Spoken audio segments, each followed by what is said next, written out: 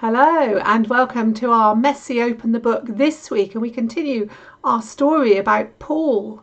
If you remember, last week he was caught in an earthquake, and then this week he's going to be shipwrecked, and that's the name of our story that Anne is going to read for us from our Storyteller Bible. Paul is shipwrecked, and we're going to make a craft scene, and we're also going to sing a song. So sit back and enjoy. So today we're going to attempt to make a scene from Paul's ship getting shipwrecked during our story, and we're going to start off by making some sea. Now we need a big wavy sea, so I found some blue paper. Now, as we often say, if you haven't got blue paper, you can colour it, and sea isn't always blue. In fact, it only looks blue because the sky and the sun shine on it and make it look a nice blue. So you might want to use some grey paper or some white paper for the big waves, or some green paper, or even some black paper, because when sea is really churned up and it's a cloudy day, then the sea can often look a very dark, almost black colour. So choose whatever colour you want, or colour it different shades of sea, and then I need you to cut it so you've got some strips like that. Don't cut it all the way to the end. I've left a little strip along there. And then you get a blunt knife or a ruler, just a knife that you might eat your food with, nothing sharp about it, or a ruler, and you can run the knife's edge along a piece of paper like that. And can you see what happens? The sea starts to look, the paper starts to look like waves. I'm going to do another one. Let's see if I can get an even tighter one this time. I've got to be, there we go. There we go. I've got to be a bit careful, because especially when you're using thin paper, you don't want to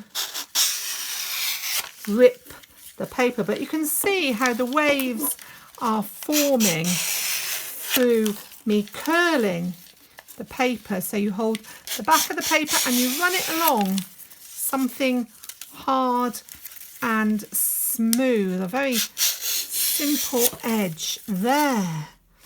And can you see how our paper is beginning to look like waves there?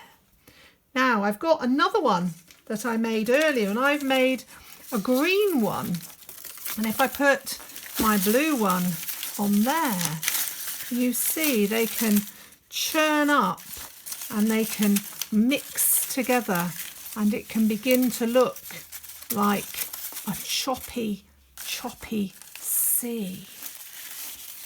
There's my blue and my green all churning up together, waves on an ocean. Now I'm going to put that to one side for now, because what I want to do is make my boat. Now for this you need another piece of paper. Again, you could colour it, boat coloured.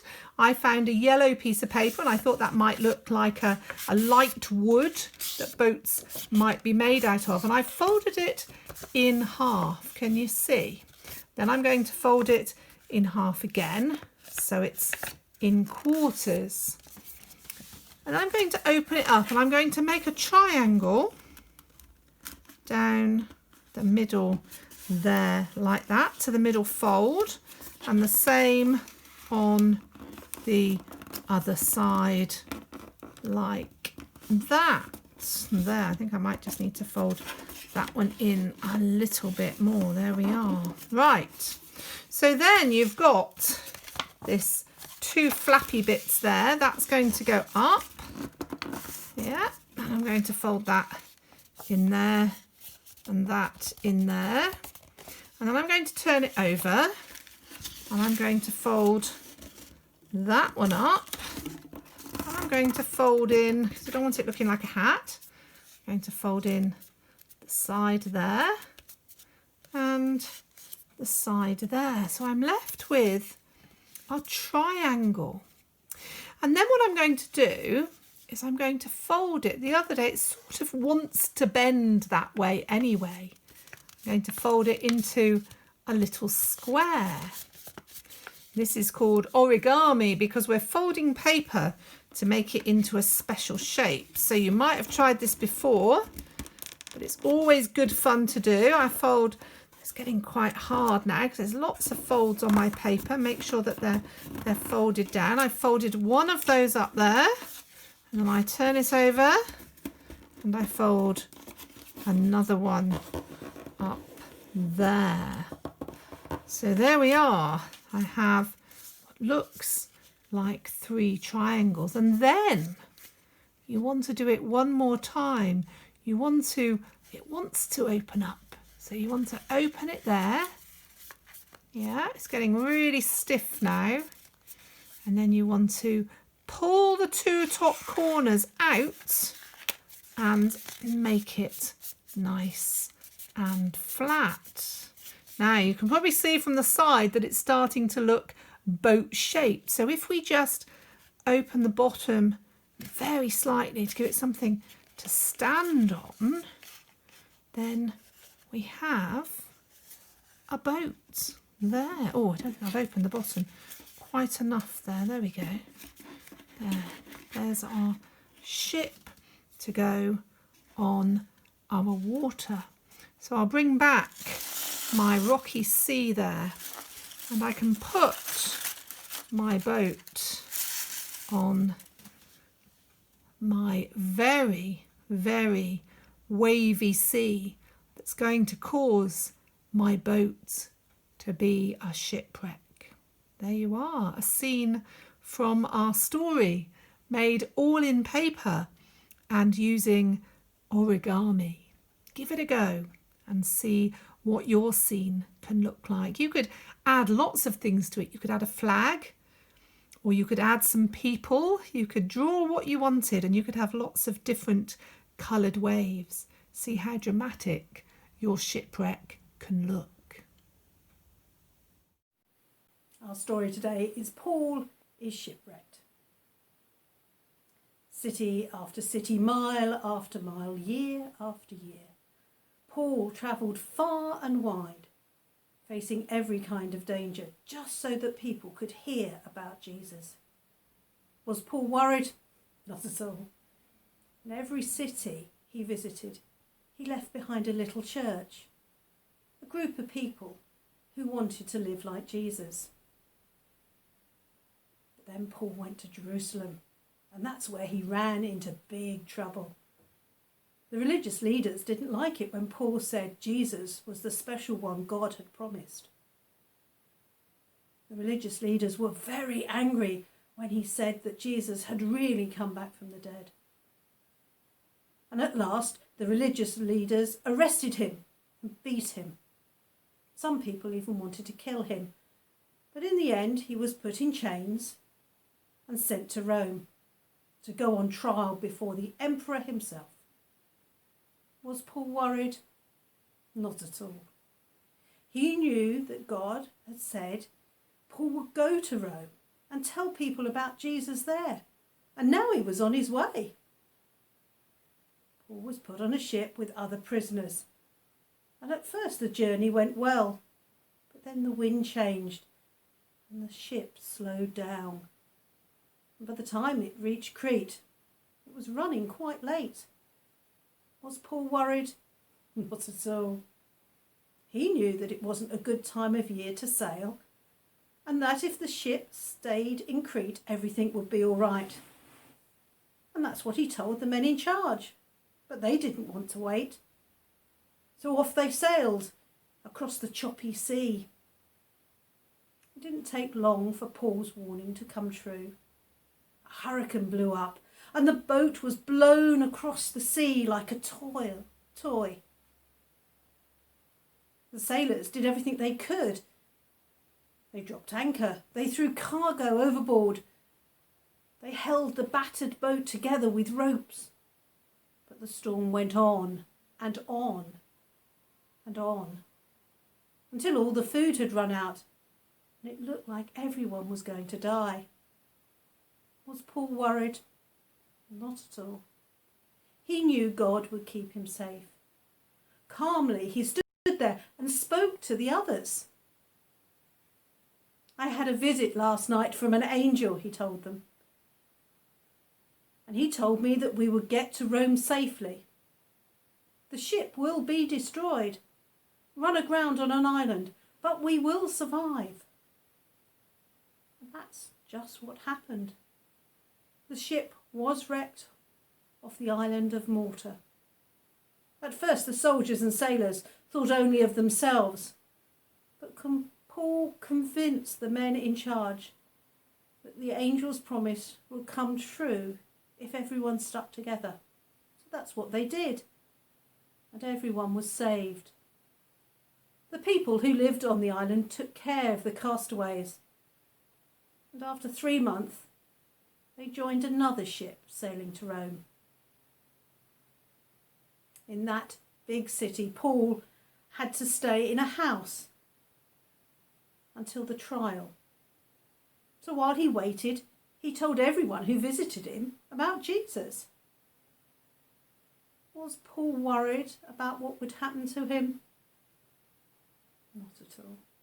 Instead, he was busy writing letters to all those little churches that he had started all over the world. And in one letter he wrote, "Don't be worried, just be thankful and tell God what you need. Jesus will give you the peace of God, and that will help you face anything."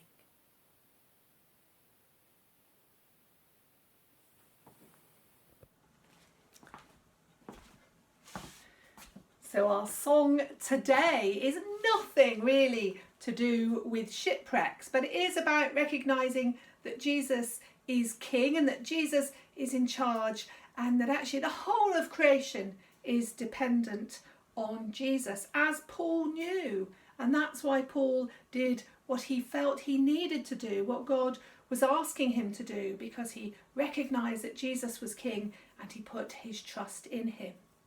So let's sing a song, and it's called Who's the King of the Jungle? You might know this one. Lots of action. Who's the king of the jungle? Where you find monkeys and apes in the jungle. So we're going to do a bit of an ooh, ooh, ooh.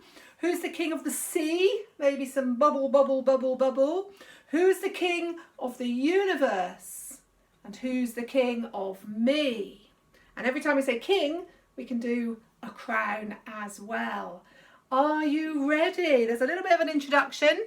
We sing it through twice, so you can always join in the second time.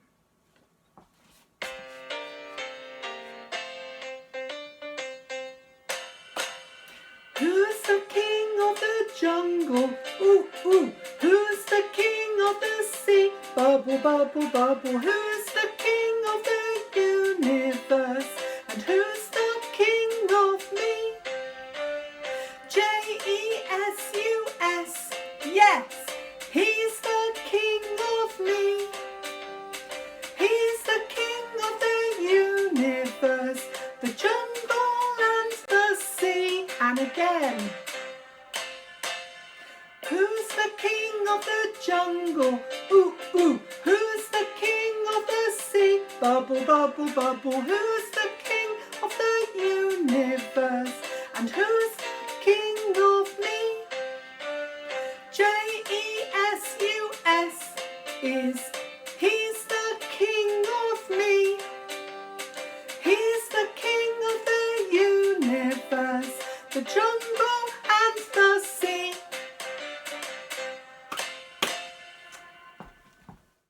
And so we do have that wonderful story of Paul as he travels to Rome, and he puts his trust in God through all the things that happen to him. And that can seem really difficult at times when we are going through really difficult and challenging times. But those words that Paul wrote to that church all those years ago are really good to hang on to.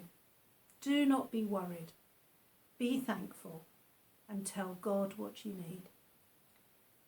And so let's just take a moment of quiet.